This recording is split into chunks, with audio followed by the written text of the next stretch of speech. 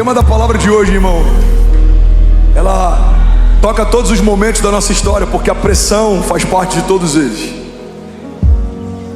Pressão para prosperar, pressão para crescer, pressão para avançar, pressão dos inimigos, mas também de pessoas que te amam. A pressão não é necessariamente algo ruim. A ausência dela faz com que a gente se acomode. Então tem muito mais a ver com como a gente lida com a pressão do que com a pressão em si. Assim como os problemas eles existem para todo mundo. Então uma vida próspera tem muito mais a ver com como eu lido com os problemas do que com o que os problemas são de fato. O salmista, quando diz que o Senhor prepara uma mesa na presença dos inimigos e honra ele, ungindo a cabeça com óleo e o cálice faz transbordar, ele está deixando claro que para quem caminha com Deus e tem uma firme convicção das promessas, os gigantes deixam de ser problema e eles passam a ser plateia. Para outros, os gigantes foram o fim da história. Eles desistiram quando os gigantes se levantaram, eles sucumbiram quando os gigantes vieram. Então você percebe que é você quem define o que os seus gigantes serão, problema ou plateia. É você que define o que a pressão será, combustível ou final da história. É você que define o que as promessas serão fábulas ou serão norte.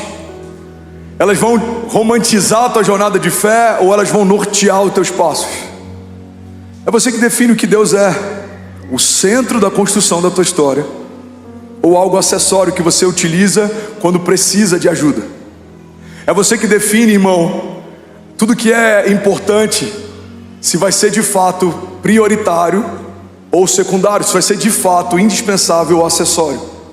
E à medida que a gente define aquilo que a gente vai definir também que tipo de vida a gente vai ter. Você define que tipo de vozes você dá acesso, que tipo de pessoas você ouve conselhos, que tipo de lugares você busca a instrução. Você que define os combustíveis da tua jornada, você que define para onde vai. E isso é liberdade. É interessante porque, historicamente, quando os escravos foram libertos no Brasil, nesse período vergonhoso da nossa história, em que pessoas eram compradas e vendidas, a história diz que muitos escravos pediram para voltar para os seus senhores porque não sabiam como lidar com a liberdade. Saber lidar com a liberdade é algo importante, irmão, porque não é só sobre ser livre, é sobre se portar como alguém livre. Não, vou falar isso de novo e alguém vai pegar isso aqui. Não é só sobre ser filho, é sobre se portar como filho. Não é só sobre ter uma promessa, é sobre se portar como alguém que carrega uma promessa de Deus. Irmão, vamos ser sinceros, não é uma promessa de alguém, é uma promessa de Deus. Você precisa caminhar como alguém que carrega uma promessa de Deus. Você já ouviu aquela expressão, aquela mulher parece que está com um rei na barriga? Por que essa expressão é usada? Embora haja um sentido negativo, mas a ideia é que alguém que sabe que carrega um príncipe se porta de uma forma diferente. A pergunta que a gente precisa fazer é: como deve se portar alguém que carrega a vida de Deus dentro de si? Como deve se portar alguém que carrega promessas de Deus dentro de si? Como deve se portar alguém que carrega uma esperança viva dentro de si? A gente não tem desculpas, irmão, para dizer que a gente parou por causa da pressão. Todos os discípulos enfrentaram pressão. Alguns foram decapitados, alguns foram crucificados de cabeça para baixo, inclusive, porque não queriam ser crucificados como o seu mestre foi. O primeiro mártir foi apedrejado, a glória de Deus brilhava sobre a sua face. A igreja foi perseguida desde o princípio. Nero tentou criar uma indisposição social, tacou fogo em um bairro inteiro e colocou a culpa nos cristãos. Os cristãos foram empalados e foram envolvidos em cera para serem utilizados como luzes para iluminar as cidades à noite. Cristãos foram lançados em covas. Não, a gente não pode usar a pressão como desculpa. A pressão que a gente enfrenta hoje é infinitamente menor do que a pressão que muitos cristãos enfrentaram um dia e enfrentam até hoje na janela 1040, em lugares perseguidos. Então a gente precisa entender que se tem gente que consegue se manter fiel com mais pressão do que o que a gente tem enfrentado, o problema não é a pressão. Faz sentido? O problema é a minha mentalidade, ou a forma como eu enxergo, é a forma como eu lido. Pressão sempre vai existir, guarda isso, irmão. A pressão pode se tornar o teu combustível. Eu lembro de uma mensagem que eu preguei, uma série que eu preguei em Miami. Eu não lembro se eu cheguei a falar sobre isso aqui em Alphaville, sobre grandeza. E um dos conselhos de sabedoria que eu dei é: cuidado com quem respeita demais os seus limites. Todo filho mimado teve um pai que respeitou demais os seus limites. Esse é o meu desafio como pai, porque a gente ama tanto, que a gente quer poupá-los de coisas que a gente não foi poupado, mas talvez por isso a gente se tornou quem a gente se tornou. Lembra daquele ditado, aquele provérbio oriental? Tempos difíceis criam homens fortes. Homens fortes criam tempos fáceis. Tempos fáceis criam homens fracos. Por isso que muitos herdeiros perderam herança, porque eles foram ensinados a ser herdeiros, mas não foram ensinados a serem homens de governo. Então herdaram algo de alguém que governava, mas ninguém ensinou eles a governar. Então, irmão, a pressão, ela é importante. Cuidado com quem respeita demais os seus limites. Cuidado com quem sempre tenta te trazer para um lugar de conforto. A história não é feita em lugares confortáveis. A história do novo nascimento, da redenção, da nova aliança, a história da igreja, a história do evangelho, começa numa manjedoura, termina numa cruz, num lugar emprestado. E o verbo vivo, o Filho de Deus, ele é sepultado no lugar emprestado. Ele enfrenta por 3 dias um período de ausência de vida, até que a voz do seu pai chama ele de volta da morte. Então o que a gente aprende com os evangelhos? O que a gente aprende com Deus? O que a gente aprende com a história de Jesus? É que a pressão sempre fez parte do ministério deles, mas a despeito da pressão, as promessas sempre se cumpriram. Levante suas mãos, declara isso comigo em nome de Jesus. Diga: a despeito da pressão, toda promessa de Deus, diga, vai se cumprir.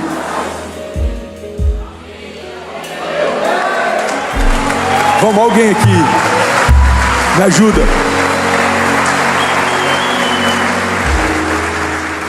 A pressão pode ser um combustível. Se alguém já entrou no Fla-Flu, no Maracanã, na época em que tinha mais lugares do que tem hoje, você sabe muito bem do que eu estou falando. O Fla-Flu, irmão, é um patrimônio cultural do Brasil. Eu sei, aqui tem Corinthians e Palmeiras, mas nada se compara ao Fla-Flu. Tô brincando, mas é sério. Escreveram músicas sobre, fizeram livros sobre, documentários sobre. Por quê? Porque quando você entrava naquele lugar, uau! Agora pergunta para os jogadores de alto padrão se eles preferiam jogar ali ou se eles preferiam jogar num estádio vazio, sem torcida. A pressão, para quem aprendeu a lidar com ela, não é um problema, começa a se tornar até um combustível. Tem grandes boxeadores, inclusive, alguns campeões mundiais, que deixavam o seu opositor bater um pouco mais, para que isso fizesse com que eles se irassem ainda mais, e eles vinham com tudo em seguida. A pressão, irmão, pode ser um catalisador. A pressão pode ser a melhor coisa que vai acontecer na tua história, porque sem a pressão, a gente abaixa a guarda. Eu aprendi algo com o antigo motorista do meu sogro, já compartilhei isso aqui. Ele é militar, e várias vezes o meu sogro ficava inquieto, ele achava estranho, porque ele ia fazer um atendimento, eu ia no hospital, e quando ele voltava, mesmo estando muito frio, ele deixava a janela aberta, e ele estava quase que tremendo lá dentro, e às vezes com muito calor, ele nunca ligava o ar-condicionado. E meu sogro um dia perguntou: por que você nunca liga o ar? Ou por que quando está frio você nunca fecha a janela? Ele falou: porque o desconforto me deixa atento. O desconforto te deixa atento. Por que Deus permite alguns gigantes? Porque os gigantes são passaporte para próximos níveis. Davi está indo entregar queijo para os seus irmãos, encontra o gigante, agora toda a nação conhece o seu nome. Ele estava fazendo algo trivial, quando o gigante entra na história, ele começa a viver algo extraordinário, fora do comum. Os gigantes tiram a gente desse lugar de normalidade e levam a gente para um lugar de sobrenaturalidade. Eu não sei se isso existe, mas se não existir, foi criado agora, ok? Os gigantes, eles têm esse potencial. Poucas coisas nos ativam tanto quanto uma perseguição, uma crise, um problema. Vamos ser sinceros, alguns dos períodos em que a tua fé mais prosperou foram períodos em que você mais viveu desconforto. Como diz a Kezinha, a fé prospera no desconforto. A viúva viu o óleo escorrer dos céus. Pedro viu os seus pés caminhando sobre as águas. Daniel viu leões jejuando na presença dele, mesmo tendo fome.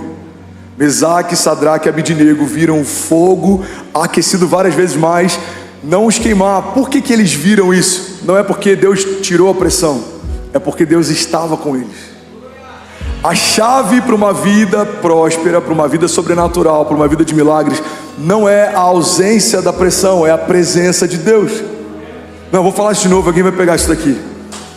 Uma vida extraordinária, sobrenatural, cercada por milagres, não é uma vida com ausência de pressão, é uma vida marcada pela presença de Deus. Se Deus está presente, algo de Deus vai acontecer, independente de todo o restante que possa estar presente também. Irmão, guarda isso, na equação dos céus é mais ou menos assim: se você tem problema e não tem Deus, você tem problemas. Se você tem uma doença e não tem Deus, você tem uma doença. Se você tem perseguidores e não tem Deus, você tem uma perseguição. Mas quando Deus entra nessa equação, todo o restante se torna indiferente. Se você tem um problema, mas tem Deus, Deus está com você. Se você tem uma doença, mas tem Deus, Deus está com você. Se você tem uma perseguição, mas tem Deus, Deus está com você. E fundamentalmente, a ideia de que o Deus que pode todas as coisas está comigo deve ser suficiente. A presença de Deus é suficiente. Pastor, mas os inimigos são muitos. Ele continua sendo suficiente. Mas os tempos são difíceis. Ele continua sendo suficiente. Porque qual seria o sentido de Deus ser poderoso quando os tempos são fáceis? Deus não é Deus quando os tempos são bons. Deus é Deus em todo o tempo. Alguém comigo aqui? Que Deus é esse, irmão? Que só faz sentido ser quem é quando as coisas são favoráveis. Ele não precisa de tempos favoráveis. Ele torna momentos de crise em momentos favoráveis. A água começa a brotar no meio de um lugar árido. Em alguns momentos o povo tinha que tocar para que a água saísse, em outros apenas falavam com a rocha para que ela obedecesse.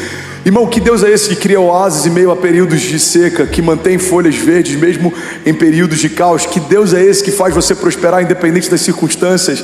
Que Deus é esse que faz a gente ter paz mesmo que ande por um vale de sombra e morte? Que Deus é esse que nos dá proteção mesmo que 1000 caiam ao nosso lado, 10.000 à nossa direita? Irmão, é o Deus que a gente serve, é o Deus Todo-Poderoso, é o Deus que pode todas as coisas. E se Ele está com você, a pressão não é mais um problema, a pressão se tornou agora um combustível. Você precisa entender que o inferno está tentando parar você. Isso não é uma má notícia. O problema seria se o inferno estivesse tentando patrocinar você. Se o seu projeto é patrocinado pelo inferno, sim, você tem um problema. Mas se o projeto que Deus te deu tem sido retaliado pelo inferno, não, você não tem um problema. Você está no lugar que você deveria estar. Deus é quem te move, Deus te sustenta, Deus te guarda. E o inferno, irmão, manda ele reclamar com quem te chamou. Irmão, quem te chamou te sustenta. Quem te prometeu te garante. Há alguém comigo aqui? Aleluia. Aleluia. Vamos colocar alguns pingos nos is. O inferno contra você, tá tudo bem, nada mudou.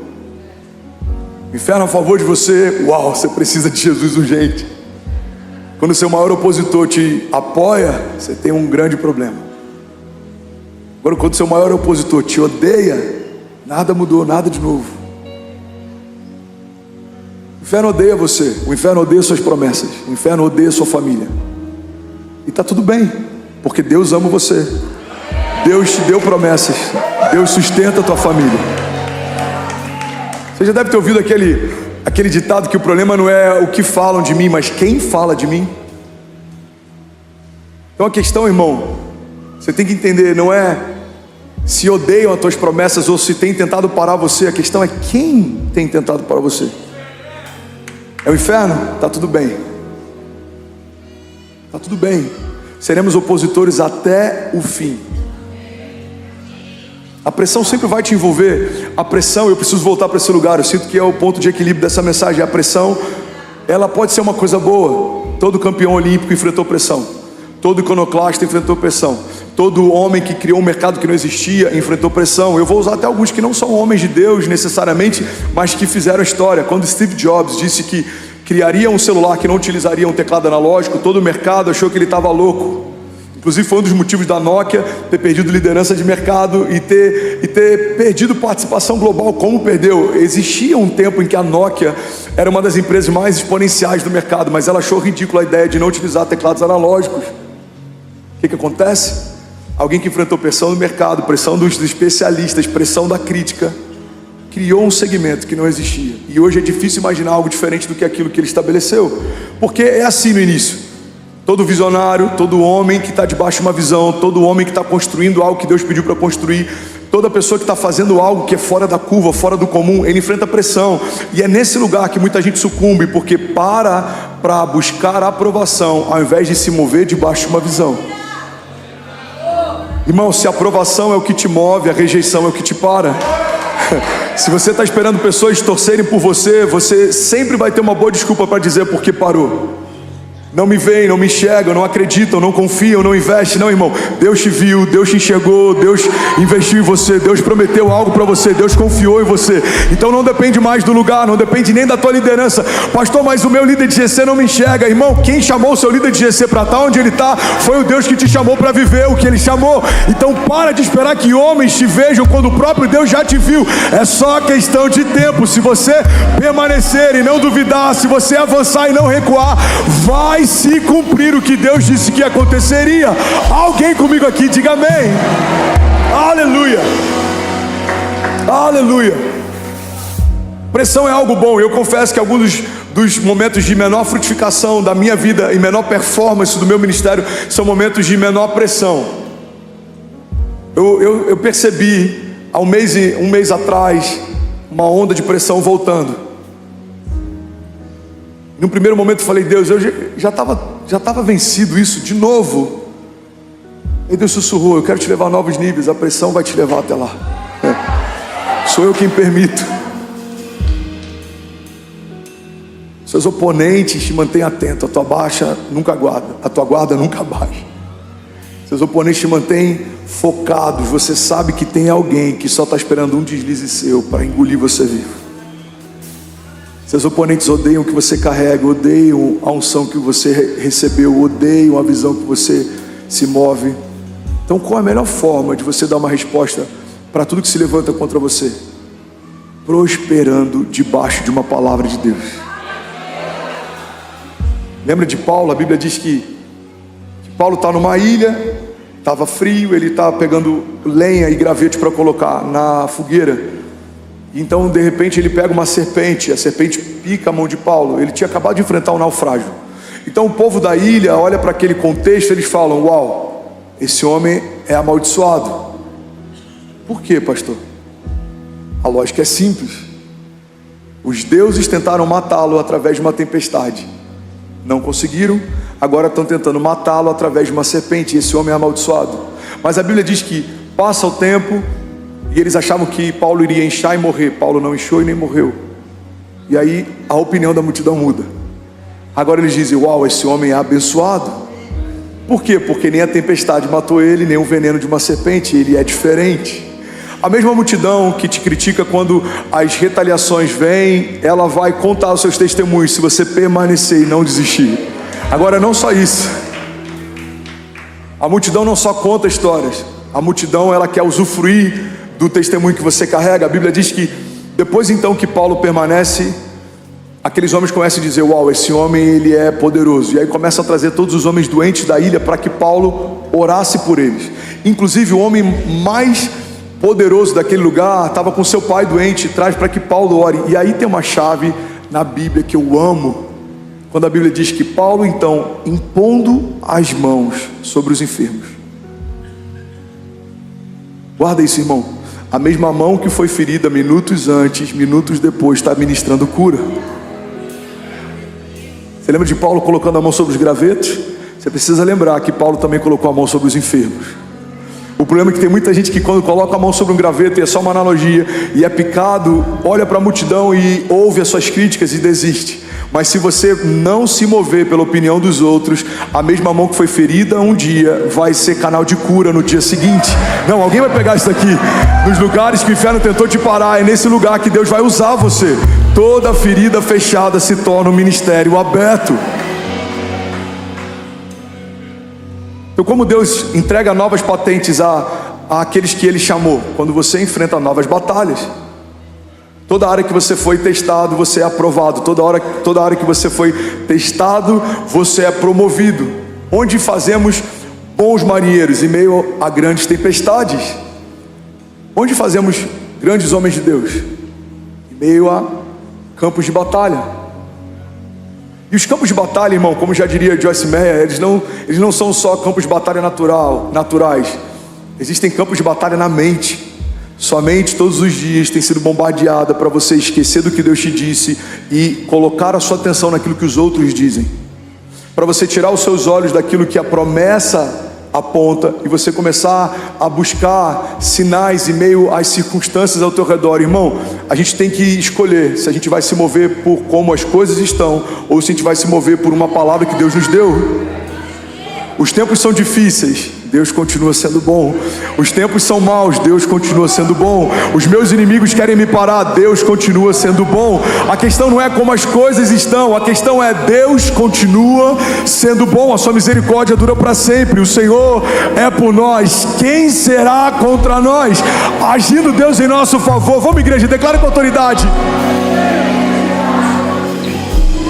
Então é sobre esse tipo de resiliência que a fé nos convida a ter. É como se a gente não ouvisse o que está sendo falado lá fora, porque existe uma voz falando bem alto dentro de você. Você é o meu filho amado, em quem eu tenho o meu prazer, eu tenho promessas de vida eterna para você. Não olha para a direita e nem para a esquerda, continua olhando para mim. Eu sou o autor e consumador da tua fé. Eu sou o caminho, a verdade e a vida. Em mim tudo subsiste, tudo que você precisa é de um toque meu. Eu satisfaço você, eu preencho todo o vazio, eu cesso toda a dor, eu cesso toda a tempestade. Eu sou aquele que o vento e o mar obedecem. Alguém está comigo aqui? Diga eu creio. Diga que para suportar a pressão eu preciso de mais de Deus. Irmão, você não precisa de menos pressão, você precisa de mais de Deus. Você não precisa de menos pressão, você precisa de mais presença. Você não precisa de menos pressão, você precisa de mais autoridade. Você não precisa de menos pressão, você precisa de mais lugar secreto. Você não precisa de menos pressão, não. Você precisa de mais profundidade na palavra. Você não precisa de menos pressão, você precisa de mais palavra revelada. É interessante que normalmente a nossa mente pede para que a pressão diminua, quando a mentalidade do céu pede para que as realidades dos céus aumentem. A oração do Pai Nosso é pautada nisso: seja feita a tua vontade, assim na terra como no céu. Ou seja, a despeito das realidades que me cercam, eu preciso trazer à existência as realidades dos céus para que elas me movam. Não há falta no céu, não vai ter falta na minha casa também. Não há crise no céu, eu não aceito crise na minha mentalidade também. Não há escassez no céu, eu não aceito escassez na minha despensa também. Não há doenças nos céus, eu não aceito doenças na minha casa também. Irmão, alguém crê que Deus é suficiente aqui? Diga eu creio. Diga com autoridade, diga eu creio que o meu Deus supre toda falta. Diga, tudo que falta em mim escorre dele. Por isso hoje eu declaro para o céu ouvir, para a terra ouvir e para todo o inferno ouvir. Diga, a despeito das pressões, eu e a minha casa serviremos ao Senhor, avançaremos em fé, romperemos em fé, prosperaremos no dia mau. Diga, andaremos sobre as águas e viveremos ainda esse ano o maior romper da nossa história, em nome de Jesus. Você pode celebrar Jesus no seu lugar. Aleluia, aleluia, aleluia. Pastor, mas os dias são difíceis. Deixa eu te dar uma boa notícia: é o melhor período para semear. Você está falando aquilo que os economistas dizem, que a gente tem que comprar ao som dos tambores e vender ao som dos violinos. Não. Eu não estou falando de mercado financeiro, eu estou falando de reino de Deus. O melhor momento para semear são os momentos difíceis. E eu vou te provar na Bíblia isso. Gênesis 26:12. A Bíblia diz assim: e semeou Isaque naquela mesma terra, e colheu naquele mesmo ano, sem medidas, porque o Senhor o abençoava. Irmão, pega isso aqui. Em Gênesis 26:1, a Bíblia diz que a terra era seca, o lugar era árido. O que a Bíblia está dizendo para a gente é que Se a gente for falar sobre biologia, não fazia sentido semear naquele lugar. Se a gente for falar sobre discernir os tempos, talvez não seria o melhor momento para semear. Mas a Bíblia diz que debaixo de uma palavra, de uma firme convicção, Isaac semeou no tempo da seca e numa terra árida. O tempo era ruim e a terra era estéril. Mas a Bíblia também diz que naquele mesmo ano, Isaac colheu 100 vezes mais do que tudo que foi semeado. O que a Bíblia está ensinando para a gente a partir dessa história de Isaac? Que quem semeia com Deus não depende do tempo nem do lugar que está semeando. Você pode estar semeando no lugar que ninguém quer semear, você pode estar fazendo aquilo que ninguém quer fazer, mas se Deus te diz para fazer, faça. Por quê? Porque é Ele quem garante a colheita. Olha o que Salmos diz: feliz é o homem que teme ao Senhor, será bem sucedido e próspero em tudo que faz. Ele será como uma árvore plantada junto ao ribeiro das águas, e mesmo no tempo da seca, as suas folhas permanecem verdes. Ele dá o fruto certo, no tempo certo. O que a Bíblia está dizendo é que quando estamos firmados em Deus, Deus se tornou a fonte que a gente precisa.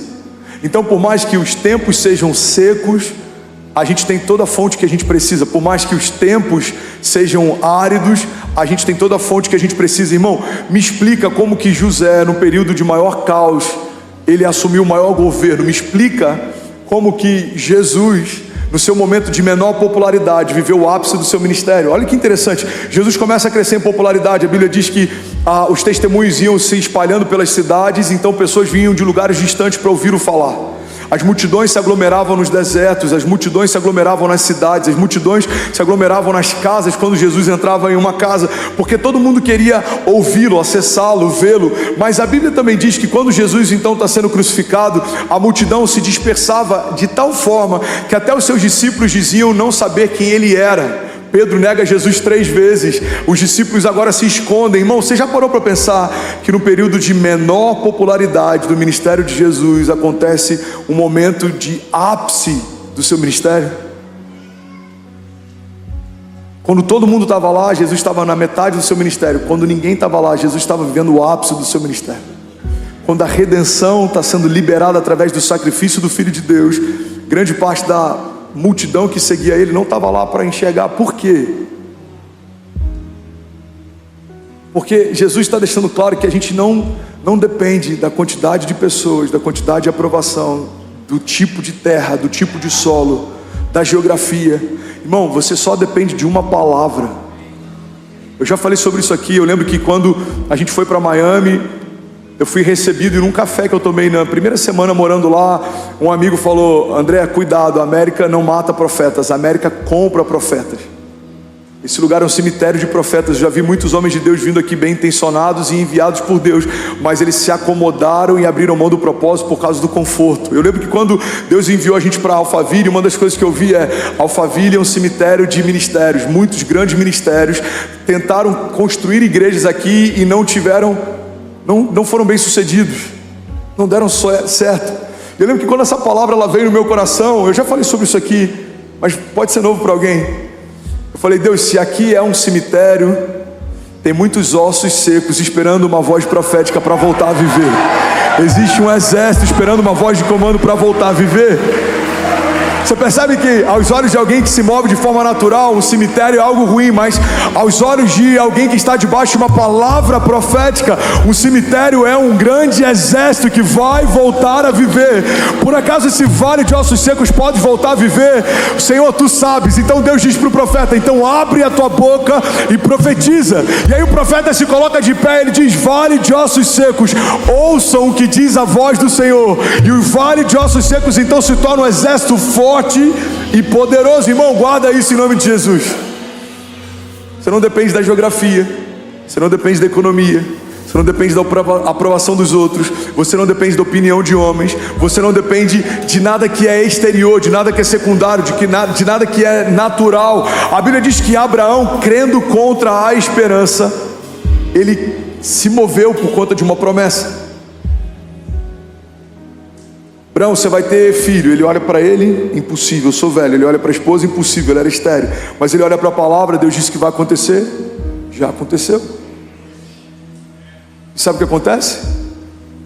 Ele tem um filho.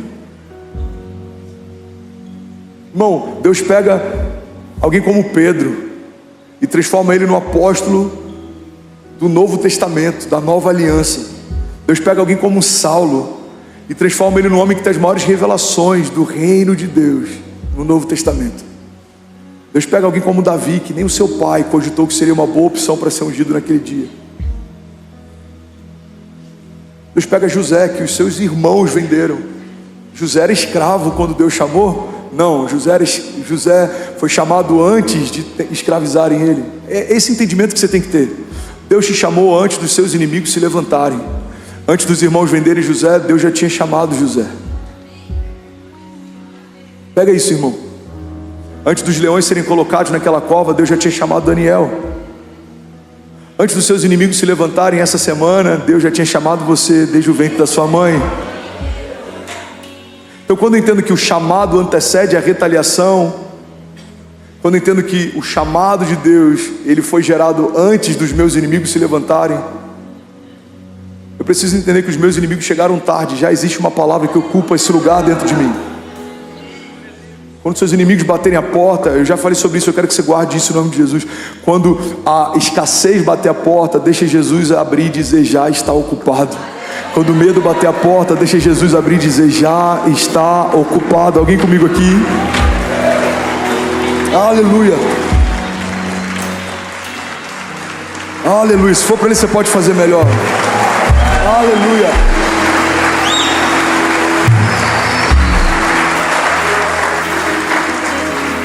Isaías 61:1 diz: o Espírito do Senhor soberano está sobre mim, pois o Senhor me ungiu para levar as boas novas aos pobres.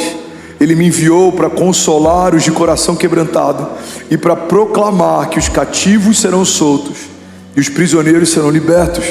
Ele me enviou para dizer aos que choram que é chegado o tempo do favor do Senhor e o dia da ira de Deus contra os seus inimigos. A todos que choram em Sião, Ele dará uma bela coroa em vez de cinzas e uma alegre bênção em vez de lamento, louvores festivos no lugar de desespero, e em sua justiça serão como grandes carvalhos que o Senhor plantou para a sua glória. Versículo 6: vocês serão chamados de sacerdotes do Senhor, ministros do nosso Deus. Das riquezas das nações se alimentarão e se orgulharão de possuírem os tesouros delas. Em lugar de vergonha e desonra, desfrutarão de uma porção de dupla honra. Terão prosperidade em dobro na sua terra e alegria sem fim. Alguém pode dizer glória a Deus por isso? O que a Bíblia está ensinando para a gente a partir da história de Isaac? Que a gente tem que parar de colocar a culpa nas circunstâncias para justificar a ausência de frutos. Igreja, olha para mim. Não é por conta dos seus inimigos que você não está frutificando. A responsabilidade não é deles, é sua. Não é por conta da economia que você não está prosperando. A responsabilidade não é da economia, a responsabilidade é sua. Não é por conta dos dias maus que você não está tendo paz.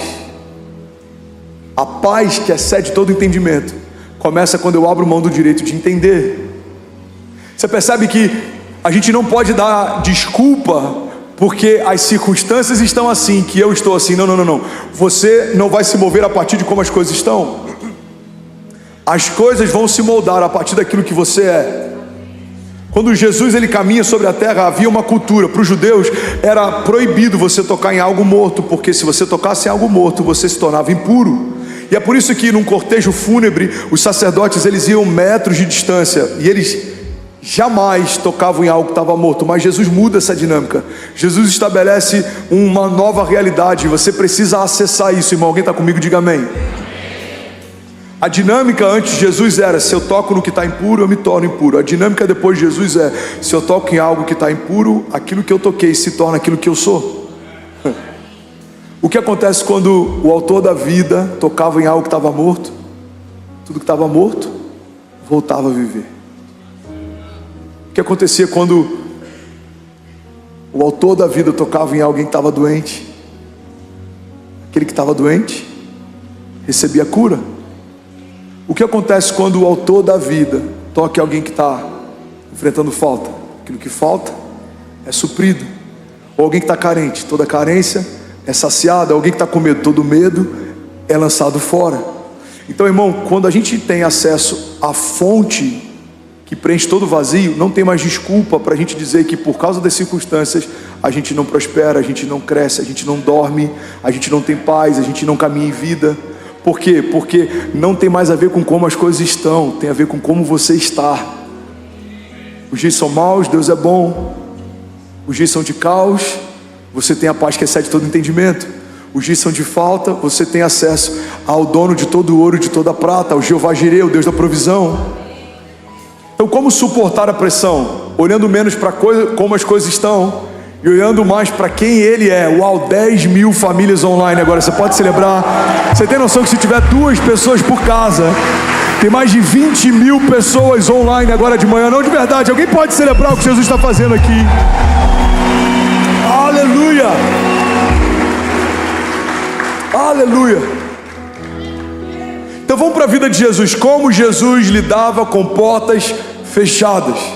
Isaías 53 diz assim: Ele era desprezado e o mais rejeitado entre os homens, homem de dores e experimentado nos trabalhos, e como um de quem os homens escondiam o rosto. Ele era desprezado e não fizemos dele caso algum. Sabe o que é interessante? Ele não parou por causa disso. Jesus era desprezado, mas ele não parou por causa disso. Jesus, ele era rejeitado, mas ele não parou por causa disso. Irmão, olha para mim, a sua rejeição não é desculpa para você parar. Aquilo que os outros falam a seu respeito não é desculpa para você parar. As coisas que se levantam contra você não é desculpa para você parar, porque nunca teve a ver só com eles, tem a ver com Jesus. Se Jesus está no barco, vai ficar tudo bem. Se Jesus é o centro da tua história, vai ficar tudo bem. Se o sangue de Jesus é o que te cobre, vai ficar tudo bem. Se a presença de Jesus é o que te move, vai ficar tudo bem. Não é sobre as circunstâncias. Segundo as Reis, capítulo 13, versículo 14, tem uma história que eu amo, e eu quero compartilhar com você. Eliseu estava sofrendo, diz a senhora, Eliseu estava sofrendo da doença da qual ele morreria. Então Jeoás, o rei de Israel, foi visitá-lo, e curvado sobre ele, chorou gritando: meu pai, tu és como os carros e os cavaleiros de Israel. E Eliseu então lhe disse: traga um arco e algumas flechas. E assim o rei fez. Então pegue o arco em suas mãos, disse ele ao rei de Israel. E quando pegou, Eliseu pôs as suas mãos sobre as mãos do rei e lhe disse para abrir a janela que dava para o leste e atirar. O rei o fez. Então Eliseu declarou: esta é a flecha da vitória do Senhor, a flecha da vitória sobre a Síria. Você destruirá totalmente os arameus em Afeque. Em seguida, Eliseu mandou o rei pegar as flechas e golpear o chão. E ele golpeou o chão por 3 vezes e parou. Irmão, pega isso aqui, você está comigo? Qual que é o contexto? O profeta está morrendo, o rei está desesperado. Ele vai até um homem de Deus, porque todo homem sábio busca em Deus conselho, sabedoria, direção. Então é isso que o rei faz. O rei vai até o leito de Eliseu. Ele fala: meu pai, você está partindo, você vai morrer. Eu imagino que ele está indo em busca de uma bênção, ele está indo em busca de uma palavra, ele está indo em busca de uma direção. E é exatamente isso que o profeta dá para ele. O profeta fala: rei, pega flechas e o arco, abre a janela e lança uma flecha. E a Bíblia diz que assim que o rei lançou uma flecha, ele diz: essa flecha profeticamente simboliza a vitória sobre a Síria. Aí ele fala: agora pega as flechas e golpeia o chão.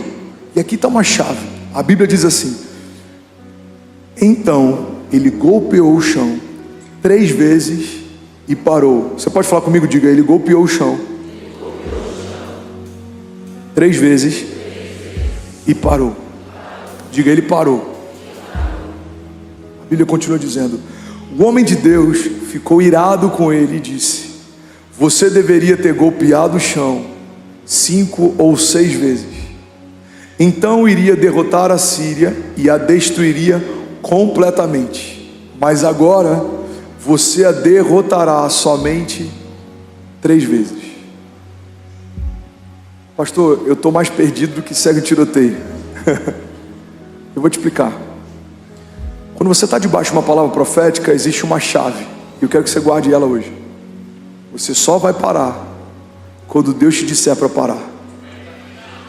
Não, pega isso aqui, me ajuda a pregar. Fala para quem está do seu lado. Você só vai parar quando Deus te disser para parar. Agora fala para quem está do outro lado. Fala com cara de profeta. Fala, você só vai parar quando Deus te disser para parar. Sabe o que a gente aprende com esse momento na história? É que muitas vezes a gente se move quando Deus diz para a gente começar, mas a gente para mesmo Deus não tendo pedido para a gente parar. Irmão, não é tão difícil ouvir uma palavra quando a gente precisa se mover, mas muita gente está parando mesmo sem ter ouvido uma palavra para parar. Deus disse comece, começa. Deus não disse para parar, não pare. Deus disse confia, confia. Deus não disse para parar, então não pare. Deus disse que esse casamento era dele, você se casou. Deus não disse para parar, então não pare. Deus te deu uma palavra para abrir a empresa que você abriu. Deus não disse para parar, então não pare. Deus te deu uma palavra para o ministério que você carrega. Você começou o seu ministério, Deus não disse para parar, então não pare. O problema é que muita gente ouviu Deus quando começa algo, mas mesmo sem ouvir Deus, parou algo. Eu lembro que na América, muita gente que eu recebia vinha com uma palavra: pastor, a gente tem uma palavra de Deus para vir para a América. A gente vendeu tudo no Brasil, a gente veio. Uau, glória a Deus, Deus te abençoe, bem-vindo. Aí dava 4 meses, a família não se adaptou, o dinheiro acabou. Pastor, Deus deu uma direção que a gente precisa voltar. Irmão, Deus não é bipolar. A gente precisa assumir que a gente desistiu. Não foi Deus que mudou de ideia, a gente desistiu. Porque se Deus te disse para fazer algo, faça. Mas se Deus não disse para parar, não pare. Se Deus te disse para começar algo, comece. Se Deus não disse para você abortar, não aborte. Se Deus te disse para se lançar em algo, irmão, se lance. Se Deus não te disse para voltar atrás, então não volte. Não é difícil. No reino de Deus é basicamente assim: Deus disse para fazer algo, faça. Deus não disse para fazer nada, não faça nada. Se Ele disse para correr, corra. Se Ele disse para andar, antes. Se Ele disse para voar, voe. Mas se Ele não disse para parar, não pare. Não pare, não desista, não retroceda, não se compare, não olhe para o lado, não desanime, não busque aprovação, não espere que outros te vejam como Ele te vê. Não pare. Deus me deu uma palavra para Alphaville, estou debaixo dessa palavra. Enquanto não acontecer, não vamos desanimar. Enquanto não se cumprir, nós não vamos recuar. Mas os outros dizem, tanto faz o que eles dizem. Deus disse algo primeiro. Mas os outros pensam, tanto faz o que eles pensam. Eu tenho pensamentos de Deus que falaram comigo primeiro. Irmão, existe uma palavra que te move. Alguém está comigo? Diga amém. Só pare se Ele disser para parar. Diante dos ataques, irmão, você precisa decidir o que te reveste. Quais são suas armaduras? O que te protege, o que te guarda? Qual é o teu refúgio? Isso é uma decisão, você sabia? Você precisa decidir todos os dias. Quando você sai de casa, você precisa decidir: o Senhor é a minha armadura, Ele me guarda. O Senhor é o meu bom pastor, de nada terei falta. O Senhor me justifica. O Senhor me guia. O Senhor tem algo para mim nessa semana. O Senhor tem pensamentos de paz e não de mal. 1 João 5,4 diz: o que é nascido de Deus vence o mundo. E essa é a vitória que vence o mundo, a nossa fé. Agora tem um princípio básico, eu vou finalizar aqui. Alguém recebeu algo de Deus nessa manhã? De verdade. Louvor pode subir. Pega isso aqui, irmão.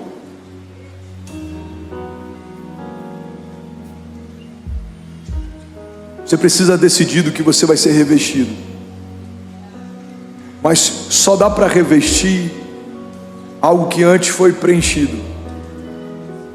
Só dá para preencher algo que antes foi vestido. A dinâmica de Deus é assim, ó. Primeiro Ele te veste. As coisas velhas ficaram para trás e em Jesus tudo se fez novo. Morre a nova natureza para poder nascer a nova natureza. Morre o velho para poder nascer o novo. Então a nossa natureza pecaminosa, ela é deixada de lado e você é redimido. Então primeiro você é vestido. Com o que eu sou vestido, pastor? Você é vestido com a natureza de Deus. Aquele que não cometeu pecado se fez pecado para que nós fôssemos feitos justiça de Deus. Você foi vestido com a justiça de Deus. Você foi vestido com o sangue de Jesus. Você foi vestido com uma nova natureza. Você foi vestido com uma nova aliança. Alguém comigo aqui? Esse é o momento que os carismáticos celebram. Tem algum carismático aqui? Tem algum pastor aqui? Tem algum intercessor aqui? Tem alguém do staff aqui? Tem algum voluntário aqui? Alguém? Então você foi vestido. Mas o Evangelho não diz respeito só à morte do novo. O Evangelho diz também respeito ao preenchimento. A morte do velho, mas também ao preenchimento do novo. Não diz respeito só a você não ter o que você tinha, mas diz respeito a você carregar algo que você nunca carregou. Então você é vestido de uma nova natureza, mas agora você também é preenchido com a vida de Deus. Aí sai uma mentalidade de morte, entra uma mentalidade de vida. Sai uma mentalidade de escassez, entra uma mentalidade de abundância. Aí sai pensamentos de morte, sai pensamentos de mal, começam a entrar pensamentos de vida, pensamentos de paz. Aí sai uma mentalidade da terra, começa a entrar uma mentalidade dos céus. Alguém comigo aqui? Aí sai toda a força do seu braço, começa a entrar favor e graça. Aí agora sai todo o mau testemunho, começa a entrar novos testemunhos, milagres, sinais, maravilhas. Então você não só foi vestido com as vestes de Deus, mas você agora foi preenchido com as realidades dos céus. E aí acontece a terceira etapa. Aquilo que foi vestido um dia, preenchido um dia, agora é revestido. O que é o revestimento de poder? São as armaduras de Deus. Efésios 6. Vocês precisam se revestir com as armaduras de Deus para permanecer firmes no dia mau.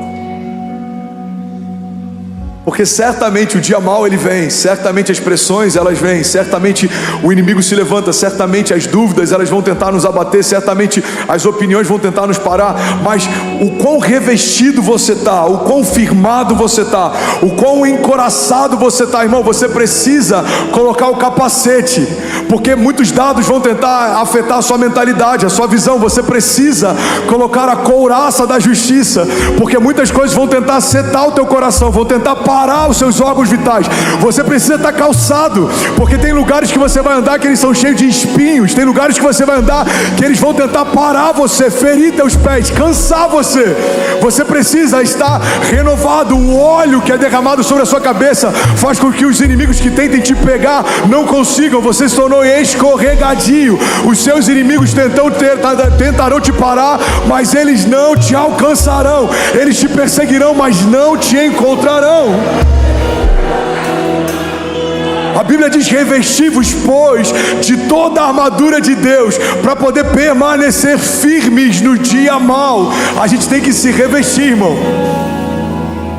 Como que eu me revisto, pastor? Ouvindo uma palavra no domingo? Não, a palavra ela gera vida, ela te abençoa, ela te inspira, mas tem mais do que ouvir uma palavra, tem a ver com a gente mergulhar na palavra. Deus é a palavra não contém Deus, a palavra é Deus. Você precisa se encher da vida de Deus, se encher da palavra de Deus, você precisa se revestir das armaduras de Deus, você precisa beber das fontes de Deus, você precisa estar tão cheio, irmão, que quando as pressões vierem tentar te parar, não tem espaço vazio dentro de você, já foi preenchido. Quando as mentiras baterem a porta, a verdade de Deus já preencheu você. Quando os inimigos tentarem parar você, você vai olhar para eles e vai lembrar: maior o que está em mim do que tudo que se levanta ao meu redor. Aleluia. Então levante suas mãos, declare com autoridade, diga: eu preciso ser revestido da palavra. Diga: tudo que eu preciso está em Deus. Salmos 37:3 diz: confie no Senhor e faça o bem, assim você desfrutará na terra de segurança. Deleite-se no Senhor e Ele atenderá aos desejos do seu coração. Entregue os teus caminhos ao Senhor, confie nele e Ele agirá, e Ele deixará claro como a alvorada que você é justo, e como o sol do meio-dia que você é inocente. Então descanse no Senhor e aguarde por Ele com paciência. Salmos 34:4 diz: busquei o Senhor e Ele me respondeu, livrou-me de todos os meus temores. Porque os que olham para Ele estão radiantes de alegria, os seus rostos jamais mostrarão decepção. Esse pobre homem clamou e o Senhor ouviu e o libertou de todas as suas tribulações, porque o anjo do Senhor é sentinela ao redor daqueles que o temem e os livra. Então provem e vejam que o Senhor é bom. Como é feliz o homem que nele se refugia. Temam o Senhor, vocês que são seus santos, pois nada falta àqueles que o temem. Alguém pode dizer glória a Deus por isso? Então fica de pé no seu lugar. 2 Coríntios 4,16 diz: por isso nós nunca desistimos. Ainda que o nosso exterior esteja morrendo, o nosso interior está sendo renovado a cada dia, pois as aflições pequenas e momentâneas que agora enfrentamos produzem para nós uma glória que pesa mais do que todas elas e durará para sempre. Portanto, não olhamos para aquilo que agora podemos ver. Em vez disso, fixamos o nosso olhar naquilo que não se pode ver, pois as coisas que agora vemos logo passarão, mas aquelas que nós não vemos durarão para sempre. Alguém pode dizer glória a Deus por isso? Hebreus 10:36, vocês precisam perseverar, de modo que quando tiverem feito a vontade de Deus, recebam aquilo que Deus prometeu. Salmos 27:14 diz: espere no Senhor, seja forte, coragem, espere no Senhor. Levante suas mãos, feche seus olhos. Salmos 9:9 diz: o Senhor é refúgio para os oprimidos, uma torre segura na hora da adversidade. Os que conhecem o seu nome confiam em ti, pois tu, Senhor, jamais abandona aqueles que te buscam. Salmos 16:8 diz: eu sempre tenho o Senhor adiante de mim, com ele à minha direita eu não serei abalado. Josué 1:9 diz: não fui eu que lhe ordenei. Quero falar sobre o poder da fé, o poder do nome de Jesus, o poder da entrega, o poder da concordância. E a primeira mensagem dessa série começa hoje, que se chama o poder da oração. Fala para quem está do seu lado: a oração é poderosa.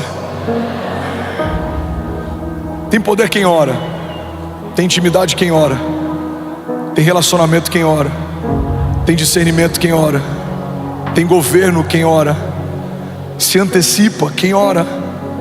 Mas muitas vezes a gente olha a intercessão como sendo o ministério de alguém e a oração como sendo algo pontual, quando na verdade todos fomos chamados a sermos intercessores. A intercessão, eu já falei sobre isso, mas eu preciso relembrar para alguém, significa alguém que está entre sessões. Então um intercessor é alguém que se move entre os céus e a terra. Então você ouve realidade dos céus e você comunica o que ouviu para a terra. Você enxerga a realidade dos céus e você compartilha o que você viu na terra. E quando você atrai os céus para a terra, algo sobrenatural acontece. Esse é o princípio da oração. Mas eu quero falar hoje sobre algo que é muito poderoso. A gente olha para Jesus e a gente vê que Jesus, em vários momentos da sua história, orou antes e depois de um grande mover. A Bíblia diz que Jesus, ele orou antes do seu batismo, ele orou em desertos, ele orou em momentos difíceis, ele orou quando tudo ia bem. E a partir do modelo de Jesus que eu quero que a gente mergulhe na palavra de hoje. Você está comigo? Diga amém. Primeiro princípio, antes de falarmos sobre qualquer coisa, é o entendimento de que Deus sabe o que você precisa. Olha para mim, irmão. Deus sabe o que você precisa antes de você falar. Mas por que precisamos falar, pastor? Porque quando falamos com Deus o que a gente precisa, não é para comunicar algo que Ele não sabe, mas é para expor a nossa dependência ao único que pode suprir a nossa necessidade. Quando Jesus pergunta para aqueles homens enfermos enquanto caminhava na terra o que Ele queria que ele fizesse, Jesus não precisava de uma informação sobre a doença que eles tinham. Todo mundo sabia que aquele cego não enxergava, ou que aquele paralítico não andava. Todo mundo sabia que aquele leproso estava longe de casa e que ele tinha lepra e precisava de um toque. Mas quando Jesus pergunta: o que queres que eu te faça? Jesus está dando àqueles homens a oportunidade de estarem expostos diante do Deus que pode todas as coisas. E é isso que está acontecendo nessa noite. Jesus está perguntando para pessoas aqui: filho, o que queres que eu te faça? Qual é a sua necessidade? Qual é a sua impossibilidade? E a partir dessa vulnerabilidade que o meu milagre começa a ser gerado. Há alguém comigo aqui? Diga amém. Salmos 37:18 diz assim: o Senhor cuida da vida dos íntegros e a herança deles permanecerá para sempre.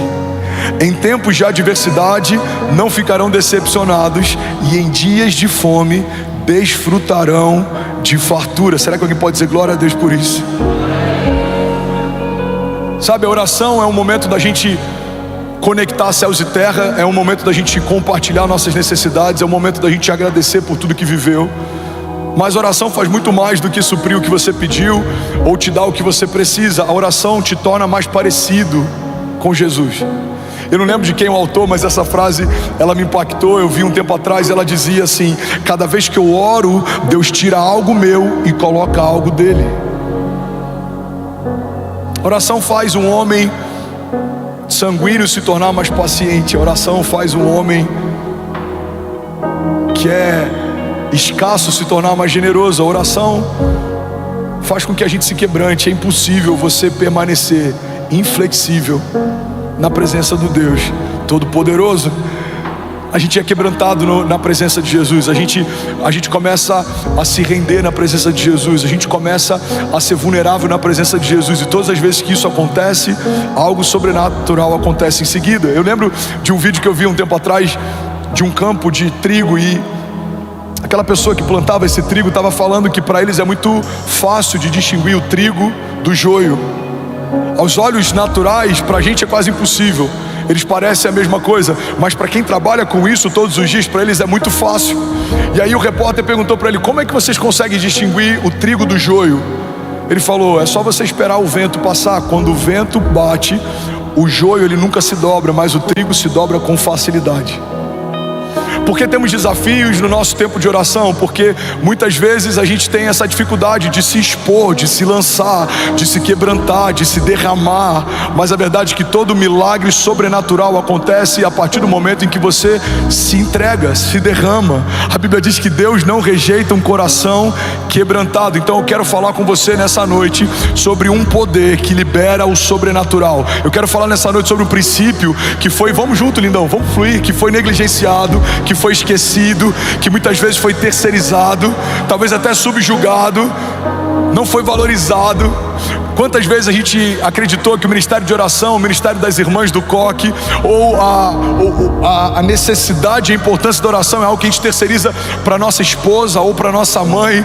Quantas vezes a gente se move numa nova estação sem ter tempo com Deus, esperando que alguém ore por nós. Quantas vezes eu recebo mensagens de pessoas pedindo que eu ore por motivos que nem eles mesmos estão orando. Pastor, ora por fulano, ora por esse caso. Mas é muito provável que algumas dessas mensagens sejam só alguém terceirizando a importância de algo que nem elas mesmas estão suprindo. Mas a Bíblia fala a respeito de homens de Deus que tinham tempo com Deus, e porque tinham tempo com Deus, viveram coisas que homens naturais não viveram. A Bíblia diz que José ouviu dos céus o que ninguém tinha ouvido, por isso ele governou no seu período, no seu tempo. A Bíblia diz que havia uma seca eminente e os magos não conseguiram decifrar o sonho que o faraó havia tido. A Bíblia diz que os sábios e toda a corte não conseguiu decifrar o sonho que Faraó havia tido, mas quando um jovem que ouviu os céus, ouviu o sonho de Faraó, para ele foi muito fácil discernir o que ele estava sonhando, porque quem ouve os céus governa na terra. A Bíblia fala que Davi era um homem de Deus que estava cuidando do rebanho do seu pai. Não decidiram chamá-lo no dia em que um novo rei seria ungido, mas Deus mandou chamá-lo porque era ele quem Deus queria ungir. E a Bíblia diz que Davi era aquele que tocava a harpa para Saul. Davi era aquele que acalmava o espírito do rei quando ele estava conturbado, porque só dá para você derramar sobre alguém aquilo que você carrega. Davi carregava um pedaço do céu, e quando a boca dele se abria, o céu se manifestava onde ele estava. E não é à toa que Davi é removido de um lugar improvável e colocado no trono mais alto que um homem poderia se assentar, no trono de Israel, porque quem tem tempo com Deus governa na terra. Quem ouve os céus vive o que homens naturais não vivem. Eu estou pregando para alguém aqui nessa noite. Será que tem alguém aqui queimando por Jesus? Agora, quem não ouve os céus anda em círculos, gasta tempo com coisas que não liberam o nosso destino ou que não apontam para o nosso futuro. Quem não ouve os céus demora décadas para viver algo que com Deus poderia viver em anos. Quem não ouve os céus está sempre dependente da palavra profética de alguém que ouve. Quem não ouve os céus está sempre consultando profetas como se fossem videntes, ou está sempre em busca de uma migalha de alguém sendo liberada durante 40 minutos de uma pregação no domingo, porque não tem tempo secreto durante a semana. Quem não ouve os céus se torna consumidor e não filho, se torna cliente e não parte da igreja. Quem não ouve os céus, irmão, assiste milagres, mas não consegue liberar nenhum. Quem não ouve os céus até crê que Deus faz algo, mas não crê que Deus vai fazer na sua própria vida. Quem não ouve os céus tem medo do futuro, tem medo do inferno, tem medo dos demônios, tem medo da inveja, tem medo dos levantes. Mas quem ouve os céus pode declarar com autoridade: mesmo que eu ande pelo vale da sombra da morte, mal nenhum eu temerei, porque tu, Senhor, estás comigo. Podem 1000 cair ao meu lado, 10.000 à minha direita, mas eu não serei atingido. Alguns confiam em carros, outros confiam em cavalos, mas nós confiamos no Deus da nossa salvação. Alguém comigo aqui, pelo amor de Deus, diga amém. A Bíblia diz que os ímpios fogem sem que haja ninguém a persegui-los, mas os justos são ousados como um leão. Você vê a diferença de quem tem tempo com os céus e de quem não tem tempo com os céus, de acordo com a forma como eles reagem ao dia mau. Quem não tem tempo com Deus é inconstante quando os dias são maus. Quem tem tempo com Deus, ele é inabalável, independente da circunstância. A Bíblia diz que Davi, ele está orando, jejuando para que Deus salve o seu filho, mas quando a notícia de que o seu filho havia morrido chega para o rei, ele troca as vestes, lava o rosto e recomeça. A gente vê inúmeros heróis da fé que sofreram perdas. Eles vivenciaram luto, mas eles não pararam no seu tempo de luto. Eles recomeçaram, porque eles sabiam que o Deus que fez no passado iria fazer de novo. A gente olha para a história de Jó: perdeu seus filhos, perdeu seus recursos, perdeu tudo que tinha, mas ele sabia que o Deus que havia dado no princípio iria restituir, e iria restituir muitas vezes mais do que tudo que foi removido. Irmão, quem tem tempo com Deus não depende da opinião de ninguém, porque carrega uma palavra que foi liberada por Deus desde a eternidade passada. Quem caminha com Deus não está refém das circunstâncias e não tem uma fé emocional. Fé não é o que se sente, fé é o que se sabe. Eu sei que o meu Redentor vive, eu sei que porque Ele vive eu posso crer no amanhã, eu sei que o meu amanhã vai ser melhor que hoje, eu sei que eu posso todas as coisas naquele que me fortalece, eu sei que o Senhor é o meu bom pastor e de nada eu terei falta, eu sei que as portas do inferno não vão prevalecer contra a igreja, eu sei que Ele é o meu refúgio, a minha fortaleza, socorro presente na hora da angústia. Por isso, independente do que me cerca, eu sei que a palavra que Deus liberou sobre mim vai acontecer. Se alguém crê nisso, diga amém. Tiago 4:8 diz: aproximem-se de Deus e Ele se aproximará de vocês.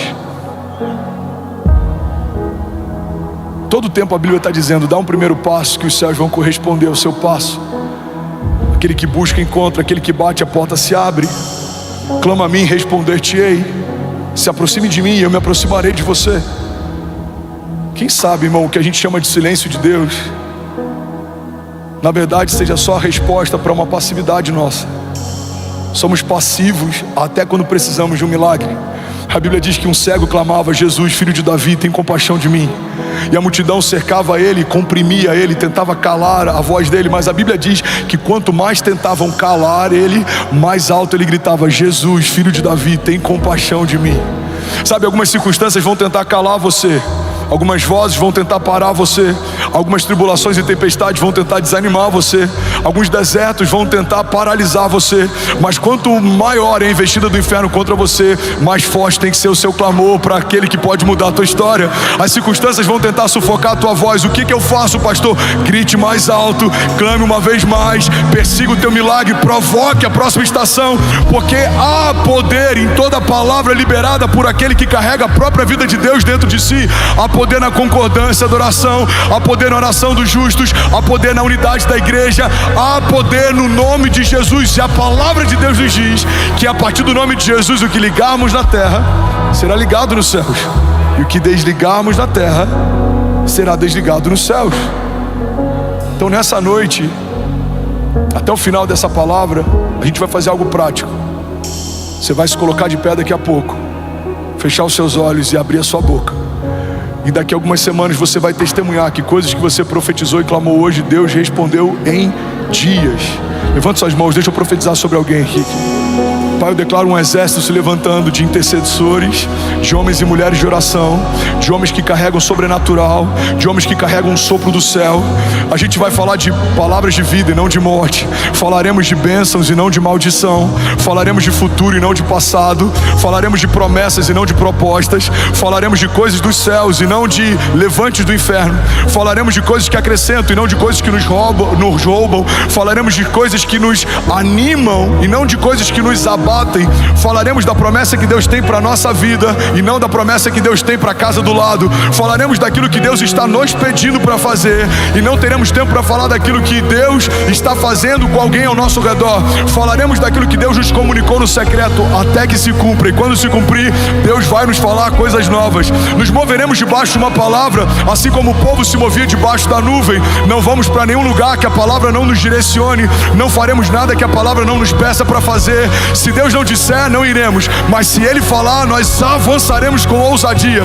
Quando Ele nos pedir, nós daremos. Quando Ele falar avance, avançaremos. Quando Ele falar corra, correremos. Quando Ele falar creia, nós creremos. Mas se os céus estiverem em silêncio, perseguiremos um novo som do céu até que Ele venha.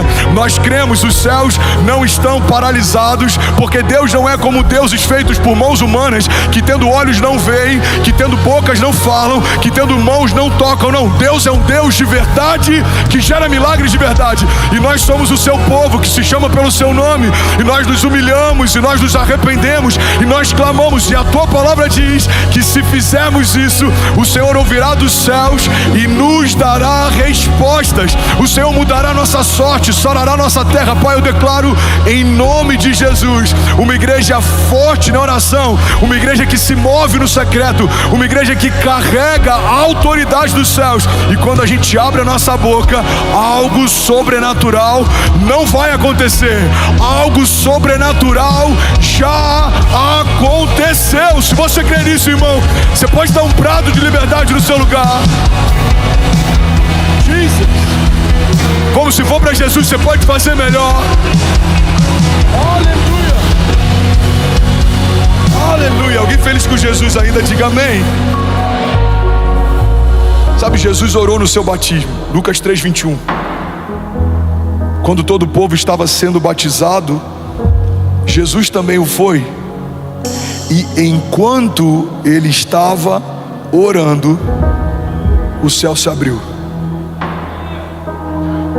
Uma das maiores incoerências da nossa geração é que desejamos céus abertos, mas permanecemos com a nossa boca fechada.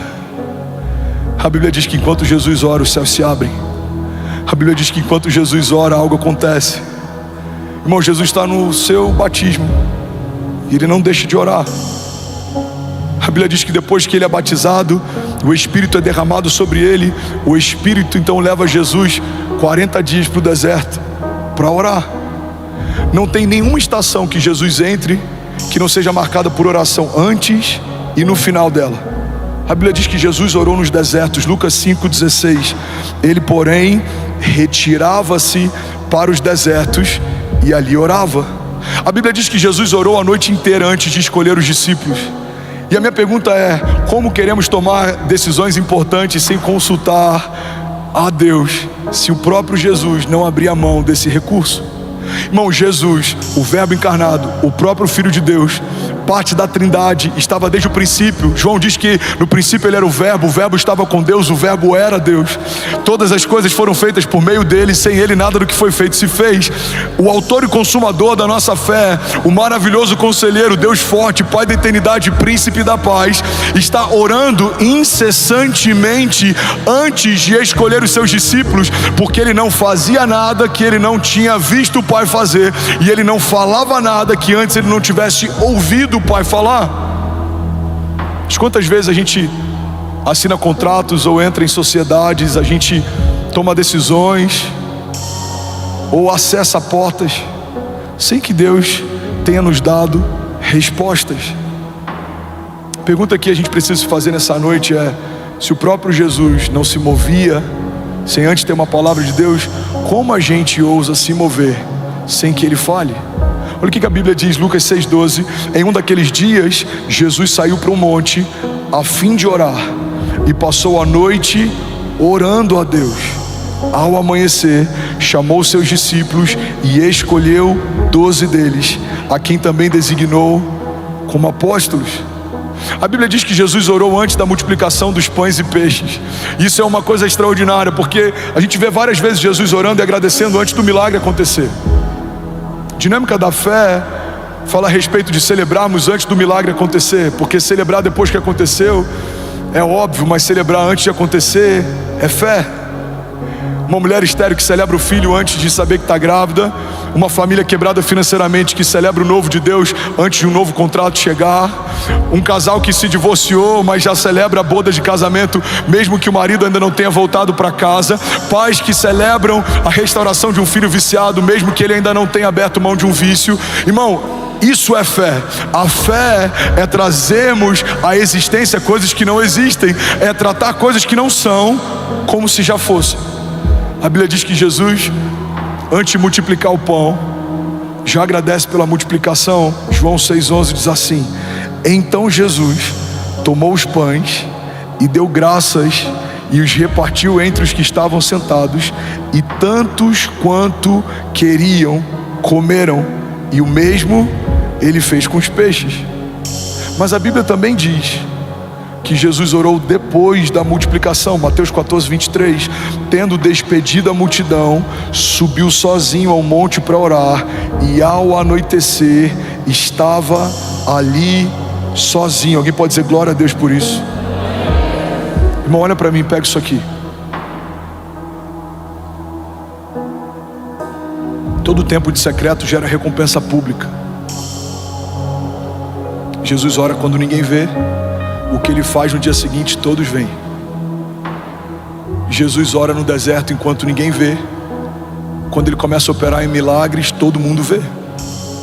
Jesus ora antes dos pães serem multiplicados. Depois que os pães são multiplicados, ele se separa para orar também. Jesus ora antes de ser batizado, enquanto é batizado, e depois de ser batizado também. Jesus ora antes de escolher os discípulos, e quando ele está quase entregando o seu espírito nos seus minutos finais de vida também. O que vemos na vida de Jesus, muitas vezes, é uma vida de poder sobrenatural, mas o que não percebemos na vida de Jesus é que esse poder sobrenatural não é causa, é consequência. Uma vida de oração gera poder sobrenatural que opera milagres. A igreja anseia por viver milagres, sinais e maravilhas, mas para isso precisamos ter uma vida firmada em oração. Paulo diz que a oração no Espírito, ela é infrutífera para a nossa mente, ou seja, ela não gera nenhum entendimento racional, mas ela edifica o nosso espírito. É como se o Espírito de Deus testificasse ao nosso espírito a respeito das coisas de Deus. Em outro momento a Bíblia diz que essa oração são como gemidos inexprimíveis. Tem coisas que você nem sabe que precisa, mas o seu espírito sabe. Tem coisas que você nem sabe que estão preparadas para você, mas o Espírito de Deus sabe. E quanto mais você tem tempo com Deus, mais sensível você vai ficando a respeito das coisas de Deus. Sabe uma das características que a oração desenvolve na gente? Algo que a gente chama de impressão no Espírito. Você entra no lugar e você sabe, esse lugar não está legal. Você entra numa casa, você já sabe, o ambiente aqui não está legal. Você vai para uma reunião de negócios, você olha nos olhos de quem você teoricamente vai se tornar sócio, você sabe, cara, o olhar dele não está legal. Você entra num culto, você discerne, o ambiente não está legal. Por que você tem esse discernimento? Porque o seu espírito ouve do Espírito de Deus a respeito das coisas de Deus. É um desperdício, irmão, se tornar filho de Deus, mas não acessar os recursos do reino do seu Pai. Ele vai te dizer o que é para fazer, quando é para fazer. Ele vai te dar a palavra de sabedoria na hora certa. Ele vai te dar discernimento de motivações, de atmosferas, de ambiente. A Bíblia diz que o sábio a todos discerne, mas por ninguém é discernido.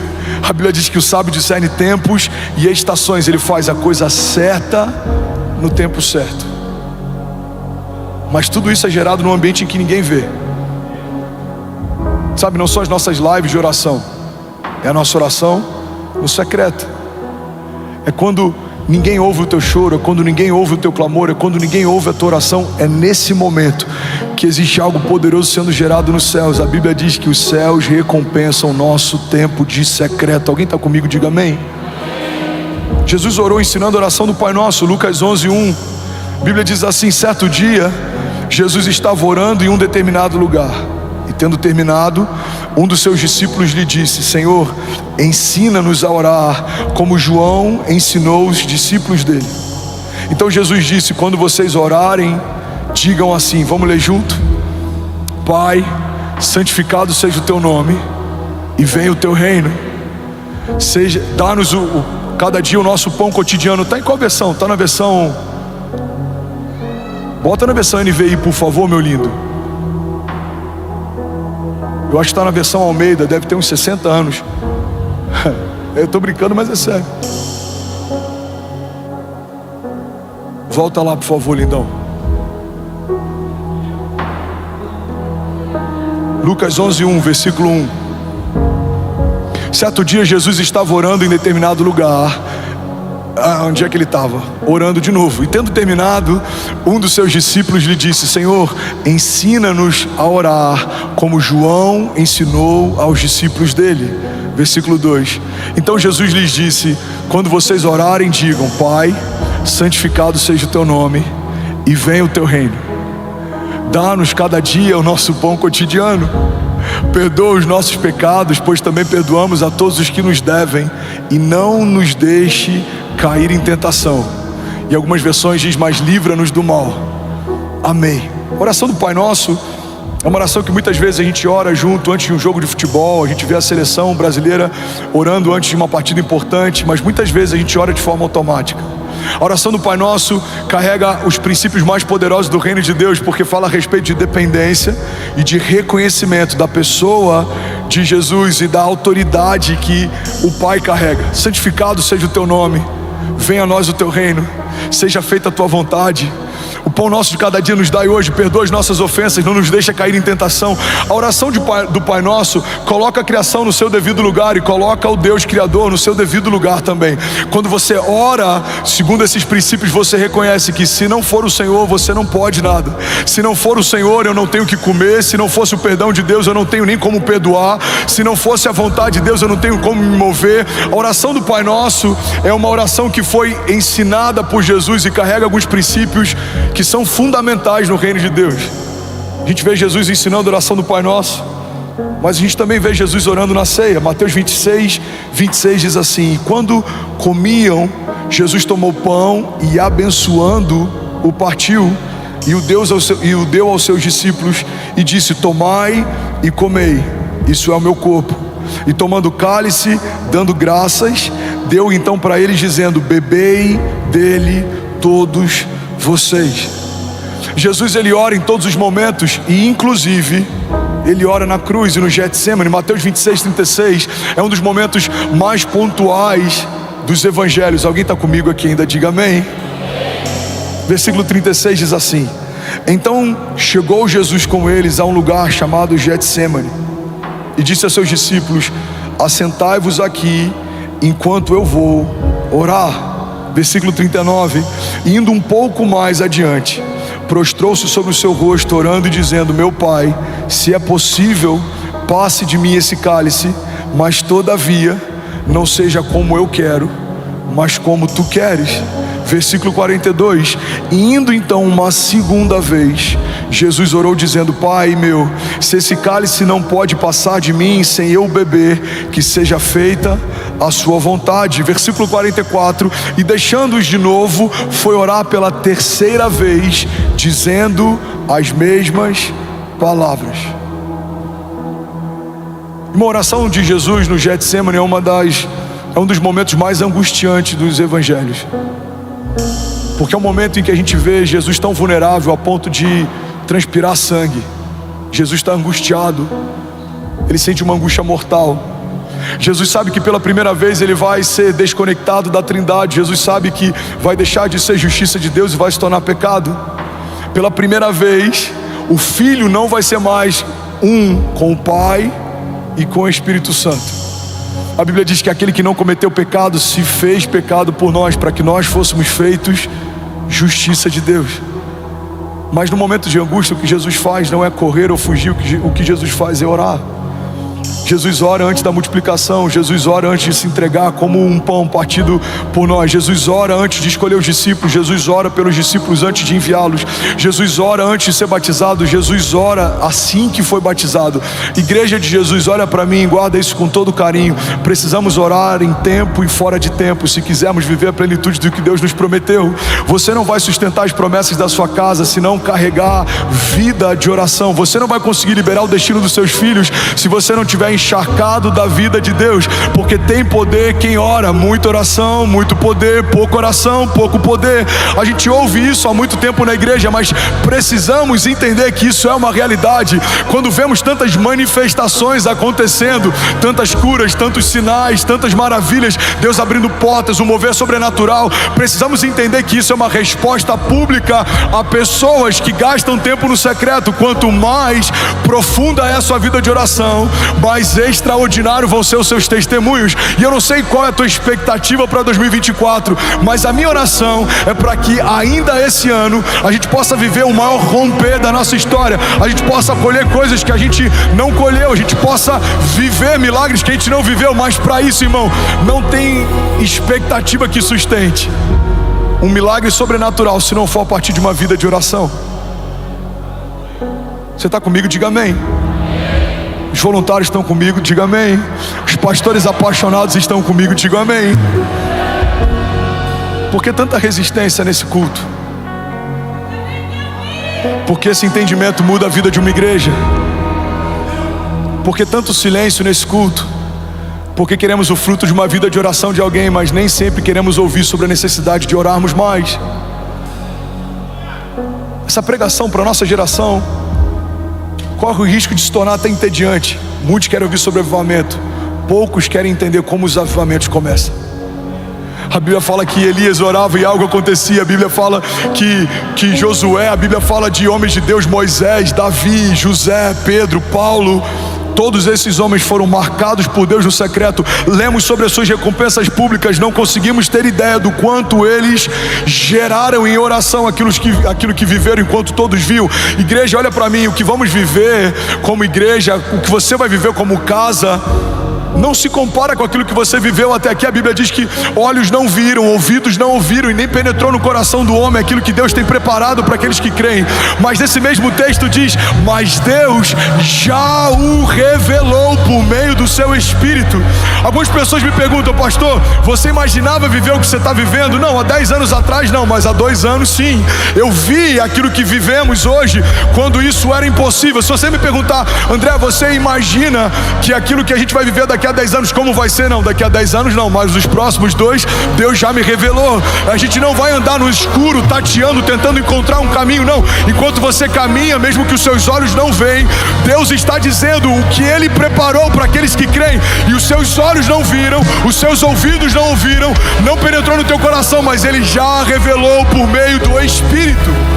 E esse é o testemunho dos filhos de Deus. A Bíblia diz que o testemunho dos filhos de Deus é que os filhos de Deus caminham pelo Espírito de Deus. Você não vai andar desenganado, você não vai ficar tentando. Irmão, um homem de Deus não tem tempo para ficar tentando. Você não vai tentar. Pastor, eu estou namorando com uma pessoa, eu vou tentar para ver se dá certo. Pastor, eu estou vendo um negócio, eu vou tentar para ver se funciona. Não, irmão, você não tem tempo para tentar. Você vai acessar o maravilhoso conselheiro e ele vai te dar um conselho de sabedoria, e você vai se mover com assertividade e algo sobrenatural vai acontecer. E você não vai depender de conselho de homens. Talvez alguns homens vão te dizer: não faça, mas se Deus disse, vai. Porque é melhor ter uma palavra de Deus do que um bom plano. É melhor ter uma direção de Deus do que bons conselhos. A Bíblia diz que existe sabedoria na multidão de conselhos, mas não há sabedoria nos conselhos da multidão. A multidão falaria para Noé: não construa. A multidão falaria para Davi: não enfrente esse gigante. A multidão falaria para Jesus: corra, os soldados estão vindo para te prender. A multidão falaria para Abraão: não sai da sua terra e da sua zona de conforto. A multidão falaria para Daniel: é só você se prostrar e não precisa enfrentar leões. A multidão teria dito para Sadraque, Mesaque e Abednego: o que custa você se render a um outro Deus, se Deus no fundo sabe que você o adora de verdade? A multidão teria talvez antecipado o ministério de Jesus. Maria tentou fazer isso. A multidão teria talvez abortado o projeto da redenção. Pedro tentou fazer isso. Pedro fala: Senhor, de maneira alguma a gente vai permitir que o Senhor seja entregue. Ele fala: aparta-te de mim, Satanás. Um homem que ouve os céus não se move por conselhos que fazem sentido, mas se move por promessas que foram feitas pela boca de Deus. Você está comigo? Diga amém. Eu quero falar sobre algumas dinâmicas de oração. A gente tem 5 minutos. Alguém consegue ouvir mais 5 minutos dessa mensagem? Diga amém. Somos 13.400 famílias online, mais de 13 nações conectadas. Você pode celebrar quem está com a gente online. Glória a Deus. Primeira dinâmica da oração é que existe uma relação entre oração e o tempo. Fala comigo: oração e o tempo. Eclesiastes 3 diz que há um tempo e uma ocasião determinada para cada propósito debaixo do céu. O fato de Deus não responder a sua oração no tempo em que você espera que Ele responda não significa que Ele não tenha respondido. Talvez a sua resposta só não tenha chegado. A Bíblia diz que Daniel está orando, dias depois chega a sua resposta. Olha para mim e pega isso aqui. Então o anjo se apresenta para Daniel e fala: Daniel, desde o dia em que você orou, o Senhor enviou resposta, mas eu fui resistido pelo príncipe da Pérsia nas regiões celestiais. Ou seja, dias depois a resposta chega, mas desde o dia em que Daniel clamou, a resposta foi enviada. Vou falar isso de novo e alguém incendiado por Jesus desse lado esquerdo vai pegar essa chave. No mesmo dia em que Daniel ora, Deus responde, mas dias depois a resposta chega. É como uma mulher grávida, uma mulher estéril que não pode gerar, pode receber a vida no seu ventre da noite para o dia, mas o bebê não vai nascer no dia seguinte. Você precisa esperar o tempo da gestação.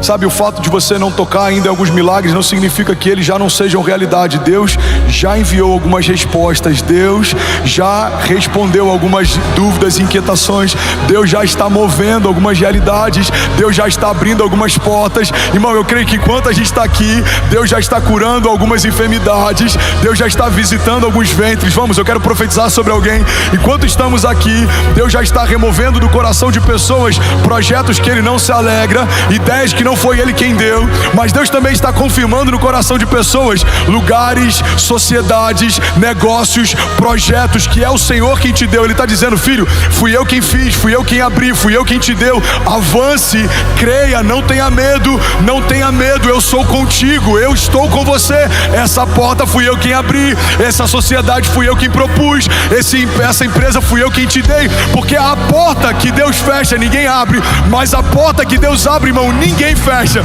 E quem caminha com Deus sabe que é melhor uma porta fechada por Deus do que tentar forçar uma porta que Deus nunca abriu. É melhor você ter algo que Deus retirou de você do que tentar retirar de Deus algo que Deus disse que não é mais para esse tempo. Tem lugares que você amava estar, Deus mandou você sair, você não sabe por quê, mas você não ouvia conversas que Deus ouviu, você não viu coisas que Deus viu. Tem lugares que você amava estar, pessoas que você queria com você, mas o próprio Deus retirou. Por quê, pastor? Porque Ele sabe daquilo que você não sabe, Ele vê aquilo que você não vê. Talvez no seu tempo presente não faça sentido algumas renúncias, mas no seu tempo futuro elas vão fazer todo sentido. Tem estações, irmão, que Deus nos pede coisas que parece que agora tudo está desmoronando. Deus remove bases de segurança, Deus remove pessoas, conexões, alianças, mas a verdade é que quem caminha com Deus, mesmo em momentos que parece que tudo está desmoronando, na verdade no seu destino profético está tudo se encaixando. José foi vendido, mas a venda dos seus irmãos deixou ele mais perto do seu destino profético. Irmão, Davi foi esquecido, mas quando o profeta manda chamar, naquele dia a unção liberou seu destino profético. A gente vê muitos homens de Deus que por algum momento eles foram empurrados por uma tribulação ou tempestade, mas aquela tempestade foi o passaporte para o cumprimento de um destino profético. O que seria de José se não fosse a venda dos seus irmãos? O que seria Davi se não fosse a perseguição de Saul? O que seria Moisés se não fosse o genocídio de uma geração? Será que os braços da filha de Faraó teriam recebido Moisés se aquele menino não precisasse fugir da morte lançado num cesto? Será que José falaria para o copeiro e para o padeiro a respeito de revelação de sonhos se não estivesse no mesmo cativeiro em que eles estavam? Será que Daniel teria visto o que viu naquela cova enquanto leões jejuaram na presença dele, se ele não tivesse permanecido fiel e inabalável diante da perseguição? Será que eu e você estaríamos de pé se Jesus tivesse afastado o cálice e não tivesse obedecido à vontade do Pai? Será que a minha casa e a sua seriam salvas se o Filho de Deus preferisse fazer a vontade dele do que obedecer à vontade do Pai? Será que se Jesus não tivesse uma vida de oração, sendo 100% homem, apesar de ser 100% Deus, será que se ele não tivesse consultado ao Pai como consultou no Getsemane, a nossa história não teria sido diferente? Glória a Deus por Judas e pela sua traição, liberou o destino profético de toda a humanidade. Glória a Deus pela venda dos irmãos de José e pela forma como eles passaram a resisti-lo, empurraram José para o seu governo. Glória a Deus pelo cesto que carregava Moisés no rio. A mulher que iria pegá-lo minutos depois liberaria sobre ele realeza. Glória a Deus pelas minhas tribulações e faltas, porque a doença de 2017 me deu autoridade para ministrar sobre enfermos. Glória a Deus pelos desafios que a gente passou quando não tinha direito o que comer, porque isso me deu liberdade para tirar famílias da rua e liberar sobre elas um destino profético. Glória a Deus pelas perseguições ministeriais e homens fortes que tentaram apagar o meu nome, porque eu permaneci fiel e o próprio Deus soprou o meu nome em lugares em que alguns desses homens não têm mais acesso, não podem entrar. Glória a Deus, irmão, pelas lutas e tribulações que, como Paulo diz, são leves e momentâneas, mas elas estão gerando em nós uma glória eterna que pesa mais do que todas elas. Glória a Deus pelos testes, porque são eles que nos promovem. Glória a Deus pelas faltas, porque são elas que fazem a gente reconhecer o que de fato importa. Quando todas as nossas bases são removidas, a gente se lembra que tudo que a gente precisa a gente já tem. Jesus, o autor e consumador da nossa fé, Ele é poderoso para restituir o que foi roubado. Ele é poderoso para te dar o que tentaram tirar de você. Mas para isso você precisa, irmão, ouvir os céus. Talvez ao seu redor as palavras são palavras de desânimo, de cansaço, de morte, mas as palavras que Deus tem para você são palavras de vida e de eternidade. Talvez alguém perto de você vai dizer: 2024 é o ano mais desafiador da nossa empresa. Mas alguém que ouve os céus precisa se levantar e declarar: não, 2024 é o ano de aceleração sobrenatural. Nunca vimos o que veremos a partir de agora. Talvez alguém na tua família vai dizer: eu nunca vi um ano tão difícil, com tantos desafios. Alguém precisa se levantar nessa casa e dizer: não, 2024 é um ano da dupla honra de Deus. Os céus estão abertos e nada vai faltar. Vamos, alguém comigo? Não vai faltar unção, não vai faltar recurso, não vai faltar direção, não vai faltar alegria, não vai faltar saúde, porque alguém que ouviu os céus está comunicando à terra: é tempo de viver milagres, é tempo de se levantar, é tempo de fluir em dons, sinais e maravilhas. Igreja de Jesus, levanta e resplandece. Alguém comigo aqui?